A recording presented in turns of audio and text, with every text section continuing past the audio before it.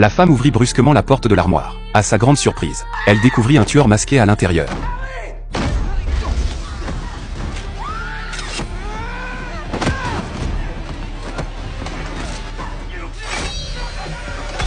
Avant que le tueur n'ait eu le temps de réagir, les deux femmes se précipitèrent hors de la pièce et s'enfuirent à toute vitesse. Par chance, elles aperçurent une voiture qui les attendait là. À peine avait-elle atteint le véhicule qu'une flèche acérée transperça la tête du conducteur. Effrayées, elles se mirent immédiatement à courir vers l'avant. Mais le tueur les suivait calmement. Dans la panique, ils se réfugièrent dans une usine désaffectée. Par mesure de sécurité, ils s'arrêtèrent pour écouter si le tueur les poursuivait.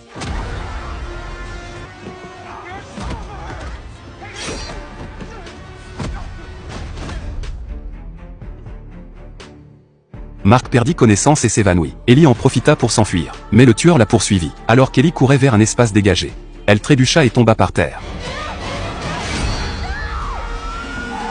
Quand Ellie se retourna, le tueur avait déjà disparu. À ce moment-là, les policiers étaient déjà arrivés. Ellie échappa ainsi de justesse au pire, se souvenant que Mark était resté dans l'usine désaffectée.